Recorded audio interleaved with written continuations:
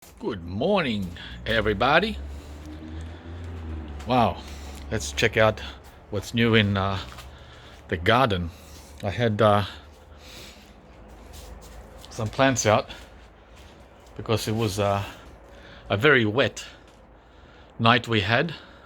And you know what rain is like for gardeners? It's like winning the lottery every time it rains. A good rainfall, I don't mean just a drizzle. So I pushed out one of the bananas here that was under cover as a ornamental banana, which I keep over there. And yeah, I'm sure it appreciated the 8 hours of rain we got last night. Yep, you heard right, 8 hours. Having my coffee, enjoying the morning here in Melbourne.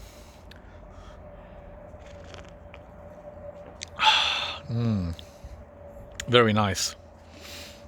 Oh, I also took out most of the tropicals from the greenhouse so they can get watered. Remember, there's minerals in rain. I took out the tamarillos, which I had under cover. They needed some. Wow, they turned green just from one morning of rain. These were yellow yesterday. Believe it or not, they were yellow. One day of rain turned them green. I've had them under cover. I should have left them out, but the thing is, I didn't want to leave them out all winter. Although they can take winter, right? Plus, I had them for decoration too. See, I let this guy out all winter. He's fine, right? Tamarillo. He did okay in a pot. I got a few of them from last year left, about 10. So I'm gonna put these on our local Craigslist in Australia called Gumtree, and give them away because I don't need 10 tamarillos. So it's beautiful. Wow, I love it. Like I said, it's only early spring. That means temperatures are between 16 and 24. And today I think it's only 17, but it feels great. Feels great. Yeah, you don't need much, guys. You don't need much. Although I much prefer 30 Celsius. I'm not going to complain when it's cooler, because when the heat comes in December, then everyone starts complaining that it's too hot.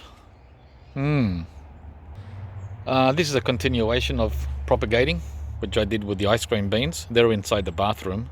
I took them inside because what was happening, I had them on this table, if you remember, a few days ago. The earwigs, the freaking earwigs, were eating all the new growth, right? So anything green, see all these green shoots coming? Goodbye. They were gone the next day. Earwigs are called, what do you call them in America? Let's see. Pincher bugs. Yeah, pincher bugs. You guys have to change the English language, don't you? We call them earwigs. So pincher bugs were eating the ice cream bean green shoots that were coming. So I had to take them in the house. But they're not interested in these guys. You know what these are? These are persimmon. Yeah, fuyu. I took cuttings from my persimmon tree and just stuck them in a pot. No fancy pantsy method. Just cut and stick in the hole in the dirt from this tree, the persimmon, because it's waking up, right? So what you do is just take, right, and cut. New tree. Take and cut. New tree. Take and cut. New tree. Take and cut. New tree. That's how easy it is to get 500 persimmon trees from this one tree, if you're patient enough and you know, if you want to, yeah. See, every tip of this tree is a new tree. That's how easy it is to start a fruit tree nursery.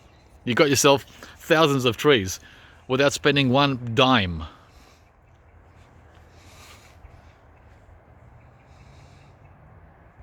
So I did these last week, just for fun. This is not a business, right? Just for fun, guys. And it's 100% success. Every one of them is taken. So now we wait for another few weeks, maybe another 3-4 weeks.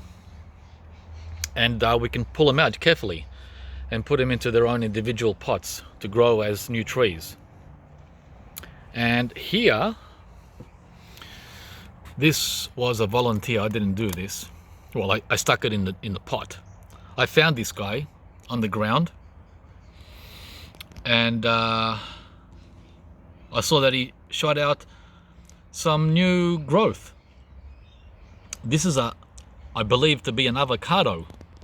Well, it's pretty obvious, right, what it is. That's a big seed. It can't be a watermelon. So as soon as I saw that in the ground, I pulled it out of the ground and put it into a pot, and we might get a new avocado rootstock. It's exactly what I did 2 years ago. Right here. See these 2 avocados in pots? They were just seeds. Volunteer seeds. I didn't plant these trees. They were volunteer seeds, just like the one I showed you. They were growing just in there somewhere on the ground, right? And I think I saw another one here. Here it is. Yeah, like that one, but this one is broken in half, right? So that's not going to work, or if it does work, I'm not sure. And there's another one. These are just avocados. Yep, I'm sure even a half will sprout. Avocado seeds. There's another one, but this is cut in half, so I think they have to be one piece. And this is all from the compost, guys, from our kitchen waste. And from the kitchen waste, sometimes you get germination. Temperature at 12 noon is 15 Celsius. Yeah, we're right at close to 60 Fahrenheit. I also put in some hibiscus cuttings from my hibiscus, right? The Hawaiian orange variety, and over there a pink variety, pink flower. So it's the same thing, you just cut from the plant, right? This is the plant here, hibiscus. Just cut there, right? Take off the leaves, make the end nice and clean cut, and stick in dirt. It's coming back now for the new season. See the new growth? That's when you do it, by the way. Spring is the best time to do all these cuttings, not in winter.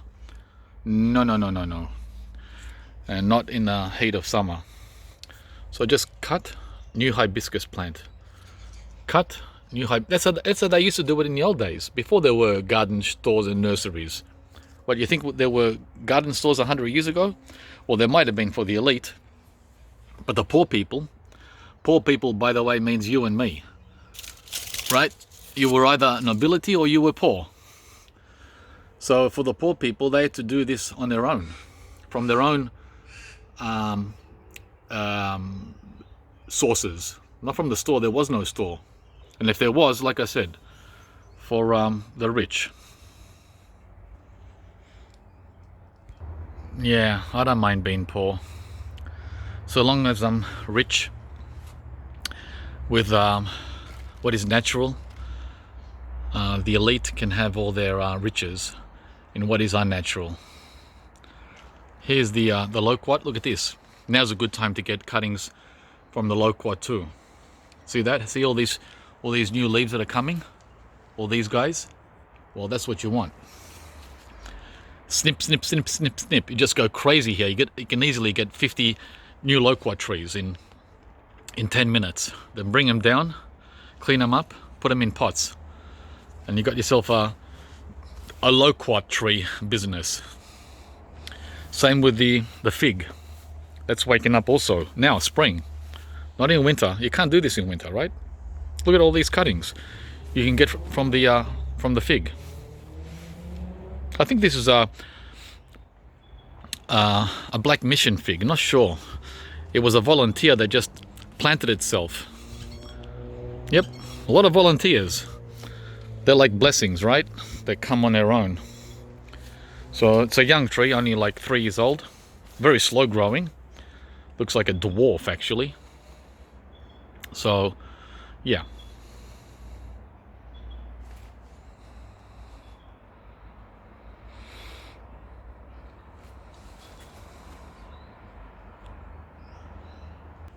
This is the Ortega white Sapote that I've had here for also 3 years. Never fruited yet, but wow, so many flowers, flower buds, as I showed you prior, that please, you can't just give me all this teasing without giving some fruit. I'd love to try this one. The Ortega, it's a good pollinator, they say. Same with Subel. I don't see any fruit yet, even though I see millions of flower buds.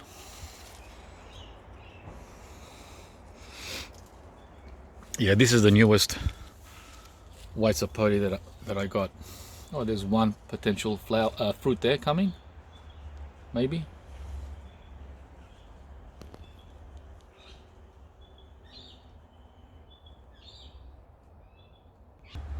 Here's another fig here that I got from Bunnings. Bunnings is Australia's Home Depot. And it hasn't been a good producer. You know why? Because it's in the shade. Big mistake. Don't plant fig trees in shade. I've had this for 7 years. 7 years. Look at that. 7 years. And last year we got like a dozen fruit from it, so it does fruit. But look, look at the trunk after 7 years. No. It's healthy, it's happy, but unfortunately, guys, the sun is back there. The bungalow's in a way, or the cabin, right? This cabin is blocking the sun. But that's alright. It's alright. We've got like 10 fig trees, and one of them is not going to be happy. Well, I'll just leave it there. He can do his own thing. Meanwhile, the white Sapote doesn't mind a little shade. It's getting a bit of sun now. The taller it gets, and meets up with my neighbor's Loquat, right, the more sun it's going to get. So this is fine. The philodendrons, they prefer shade. They don't like sun at all. They hate sun. As a matter of fact, in summer, they get torched and die back from the heat. There's a new leaf coming there. New leaves coming everywhere on the philodendron. And we have another one there. Yeah, we do like a little splash of green here and there between the fruit trees, and the philodendron does a great job of doing that. This variety of banana here, Pisang Ceylon, I am wanting to... this is the only one that I haven't tasted yet, because I've only had it for 2 years, and it's never fruited, and it should fruit this summer. What I want to do is take a cutting, a pup, probably this one here. This is a good one, and move it. So we got more of this variety around the garden. It's a very attractive banana plant. Yeah, Pisang Ceylon. And I'm guessing that means Sri Lankan banana, because pisang means banana, and Ceylon was the previous name of Sri Lanka, or was it Ceylon? Anyway, that's the label. As I said, it's very attractive. Very attractive. It's got some nice colors along the stem, like this sort of reddish. It's hard to show now. Oh, hang on, let's try over here. There it is. Yeah, see that reddish undertone? The others don't have that. They have green. This one has red. Very pretty. And up there you can see it, kinda. Yeah, so attractive. Just like you, I like attractive plants. This is the common Rajapuri, which has fruited for us, and it still needs to get established, because it's only been here like 4 years. It takes about four to 5 years for a banana installment to produce nice fat bananas here in our climate.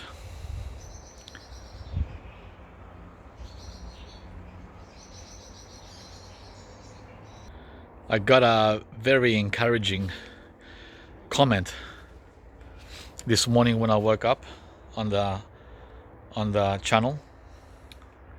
It was a guy who said he got inspired by watching the videos here on Fruitopia a couple of years ago, and he went crazy. He went troppo. And that's what I like to hear. I like to hear you guys going troppo. And he bought like 15 or 20 trees, right? And now, only 2 years later, he's reaping all the benefits, guys. Tropical trees we're talking. And he's also here in Melbourne. And everyone, or his family, thought he was crazy when he made such an investment. And look who's crazy now. Yeah, it was a great story. So guys, you can do it too. Well, you don't need as much room as I have, okay? Even if you have half of what I have, it's easily done. And even if you have a quarter of what I have, space-wise, you can do it too. Just a quarter. Right? So,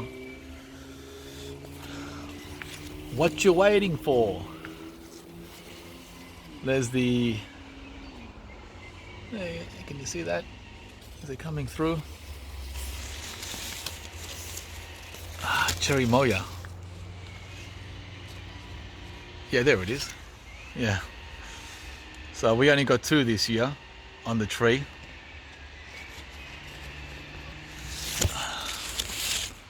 That one there. And that one there. Unfortunately, all the rest fell because they came too late. Oh, sorry, 3. And that one there. Yeah, they came too late. I didn't hand pollinate. So, missed out on a crop this year on the Cherry Moya. That's alright, not a problem. I also wanted to show you guys what I did with all the cuttings from the winter pruning I did on the plum trees. Look at that. I put a stick there behind the macadamia, right, to hold it all back, and it's all going to break down over the next year or 2. That's how I build my mulch. Slowly. That's like 6 trees there. The cuttings from 6 trees. Thanks very much.